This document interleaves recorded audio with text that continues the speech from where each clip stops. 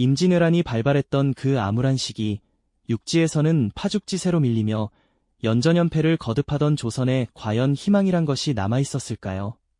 하지만 놀랍게도 그 절망의 그림자 속에서 바다 위로는 기적같은 첫 승리의 횃불이 타올랐습니다. 일본군은 예상치 못한 일격에 크게 혼란스러워했죠. 그런데 그 승리의 여운이 채 가시기도 전에 우리 모두를 이끌었던 이순신 장군은 또다시 미지의 적진을 향해 돛을 올렸습니다. 과연 그는 이 짧은 시간 동안 무엇을 보고 어떤 결정적인 비밀을 깨달았기에 모두가 불가능하다고 여겼던 연이은 승리를 쟁취할 수 있었을까요? 오늘 우리는 그 위대한 통찰의 순간들을 함께 되짚어보고자 합니다. 임진년, 왜군의 침략은 순식간에 조선을 휩쓸었습니다. 파죽지세로 밀려오는 적들 앞에서 육지의 병사들은 속수무책이었고 수도 한양마저 위태로운 지경에 이르렀죠. 백성들의 삶의 터전은 불길에 휩싸였고 공포에 질린 사람들은 갈 곳을 잃은 채 피난길에 오르며 전국은 깊은 절망감에 휩싸였습니다. 이러한 혼돈 속에서 전라좌수사 이순신 장군은 그 누구보다 무거운 책임감을 느끼며 고뇌하고 있었습니다. 그는 자신의 눈앞에 펼쳐진 참담한 현실과 자신의 어깨에 놓인 백성들의 기대를 누구보다 잘 알고 있었을 테죠. 하지만 암흑 속에서도 한 줄기 빛은 반드시 찾아오기 마련입니다. 임진왜란 발발 직후 이순신 장군이 이끄는 조선수군은 옥포 앞바다에서 왜군을 상대로 첫 출전을 감행했습니다. 그리고 그곳에서 기적같은 승리를 거두었죠. 옥포 해전은 불타는 외선들로 가득했고 그 불꽃은 조선 백성들에게 꺼져가던 희망의 불씨를 다시 지펴주는 듯했습니다. 그러나 이 승리가 마냥 안심할 수 있는 상황은 아니었습니다. 일본 수군의 규모는 여전히 압도적이었고 언제든 다시 대규모로 밀고 들어올 수 있는 위협적인 존재로 남아있었으니까요. 이순신 장군은 잠시의 승리에 도취되지 않고 곧바로 다음 전략을 구상하기 시작했습니다. 옥포에서의 승리 이후 일본 수군은 전열을 가다듬으며 새로운 위협으로 부상하기 시작했습니다. 그들은 옥포에서 입은 타격을 만회하기 위해 다시금 병력을 집결시키고 재정비하는 움직임을 보였죠. 이때 조선 수군은 매우 중요한 첩보를 입수하게 됩니다. 일본군 함대가 적진포라는 곳에 대규모로 집결해 있다는 소식이었죠. 이순신 장군의 지휘부에서는 이 소식에 촉각을 곤두세웠습니다. 장군은 곧바로 전황도를 펼쳐들고 부하들과 함께 적진포의 지리적 특성을 면밀히 분석하기 시작했습니다. 좁은 수로와 얕은 수심 등 이곳의 지형은 단순한 함대 정박지 이상의 의미를 가지고 있었을지도 모릅니다. 장군은 첩보를 전달하는 병사의 보고를 경청하며 적진포에 집결한 일본군의 동향을 예리하게 파악하려 했습니다. 왜군이 이곳에 모인 이유, 그리고 그들이 어떤 태세를 취하고 있을지에 대한 수많은 질문들이 그의 머릿속을 스쳐 지나갔겠죠. 어둠 속에 정박한 듯한 외선들의 실루엣을 상상하며 이순신 장군은 다음 작전을 위한 퍼즐 조각들을 하나하나 맞춰 나갔습니다. 그는 옥포 해전 이후 일본군의 심리와 행동 패턴이 어떻게 변했을지 깊이 통찰했습니다. 혹시 그들이 방심하고 있을지도 모른다는 한 가닥의 가능성을 놓치지 않았던 것입니다. 바로 이 지점에서 모두가 예상치 못했던 상황에 대한 결정적인 단서가 서서히 그 모습을 드러내기 시작했죠. 이순신 장군의 지휘 아래 조선 수군은 적진포를 향해 묵묵히 진격했습니다. 안개를 뚫고 나아가는 판옥선들의 모습은 마치 거대한 그림자처럼 위용을 자랑했습니다. 그리고 마침내 조선 수군은 적진포에 집결해 있던 일본 수군과 조우하게 됩니다. 장군은 그 순간 자신이 예상했던 예상치 못한 상황의 실체를 두 눈으로 확인하게 되죠.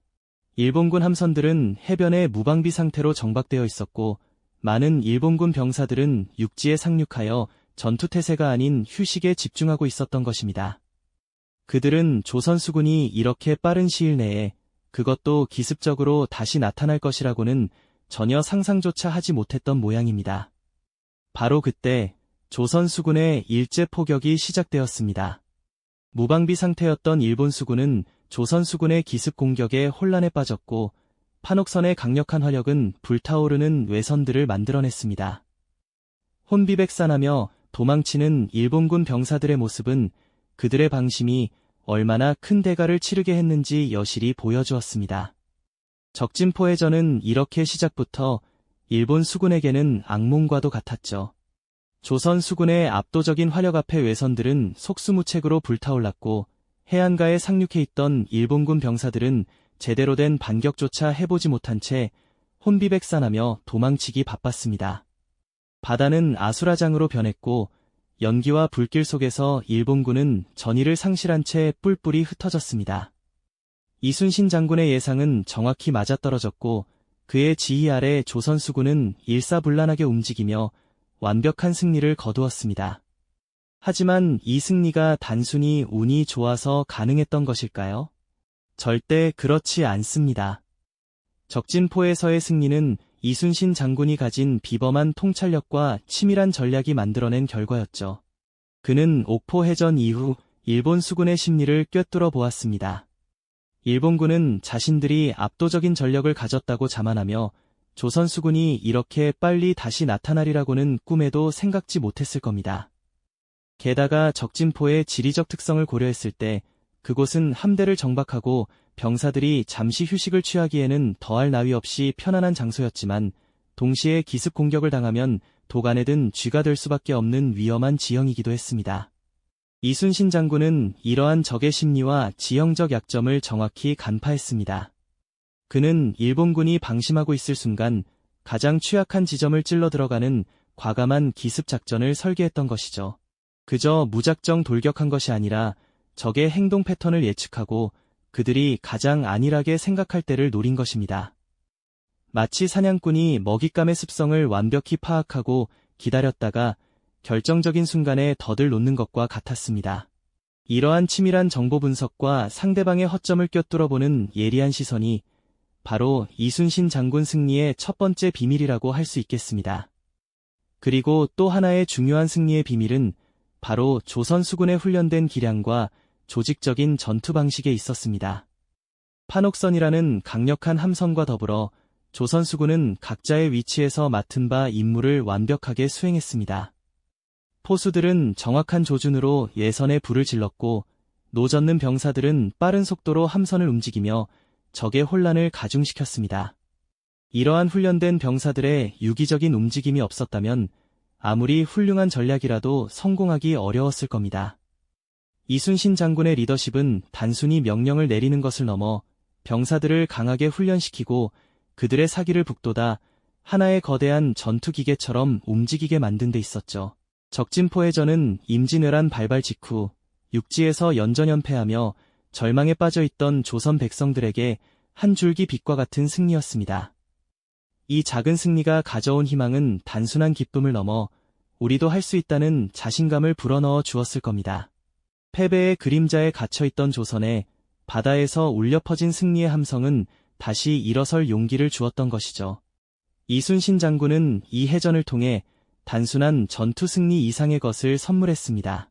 그것은 바로 절망 속에서도 희망을 찾을 수 있다는 믿음, 그리고 불가능해 보이는 상황에서도 길을 찾아낼 수 있다는 확신이었습니다.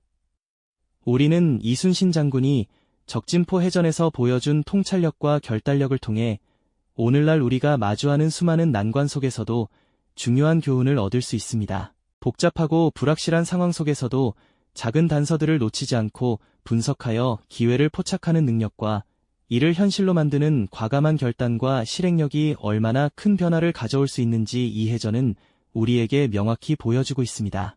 진정한 리더십이란 바로 이런 것이 아닐까요? 남들이 보지 못하는 것을 보고 남들이 주저할 때 과감히 행동하여 역사의 흐름을 바꾸는 힘 말이죠. 적진포 해전의 승리는 이순신 장군이 펼칠 위대한 해전의 서막에 불과했습니다.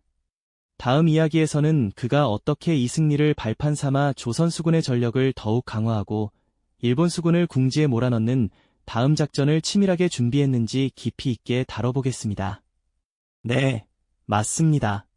적진포에서의 승리는 단순한 전투의 승리를 넘어 앞으로 펼쳐질 위대한 해전의 웅장한 서곡과도 같았죠. 이순신 장군은 이 작은 승리를 통해 조선 수군이 나아가야 할 방향을 제시하고 일본 수군을 궁지에 몰아넣을 치밀한 전략의 실마리를 찾아냈습니다. 그렇다면 과연 그의 통찰은 어디에서 비롯된 것일까요? 단순히 운이 좋아서 적의 허점을 꿰뚫은 것일까요? 결코 그렇지 않습니다. 적진포 해전의 진정한 비밀은 바로 이순신 장군의 예리한 적심리 분석에 있었습니다. 옥포 해전에서 조선 수군에게 처음으로 뼈아픈 패배를 맛본 일본 수군은 자신들이 가진 전력의 우위를 과신하며 일종의 방심 상태에 빠져 있었을 겁니다. 설마 조선 수군이 또 쳐들어오겠어 하는 안일함이 그들의 경계를 무디게 만들었던 것이죠. 이순신 장군은 바로 이 순간을 놓치지 않았습니다. 그는 적의 오만함과 방심이라는 인간적인 허점을 꿰뚫어 보았고 이것이야말로 다음 공격의 가장 중요한 단서가 될 것이라고 판단했던 겁니다. 적진포의 지리적 특성 역시 그의 작전 구상에 결정적인 영향을 주었습니다. 좁은 수로와 얕은 수심, 그리고 육지와 인접한 정박지는 대규모 함대가 기동하기에는 부적합한 곳이었죠. 하지만 일본 수군은 자신들의 압도적인 전력만 믿고 그곳에 방비 없이 머물렀던 것입니다. 이순신 장군은 바로 이러한 적진포의 약점과 일본군의 심리적 허점을 간파하여 완벽한 기습작전을 설계했습니다. 마치 날카로운 칼날이 갑옷의 틈새를 정확히 파고들듯이 말이죠. 조선 수군이 안개를 뚫고 적진포에 기습적으로 들이닥쳤을 때 일본 수군은 그야말로 혼비백산했습니다. 육지에 상륙해 휴식을 취하던 병사들은 우왕좌왕했고 제대로 정비되지 않은 함선들은 속수무책으로 불길에 휩싸였죠.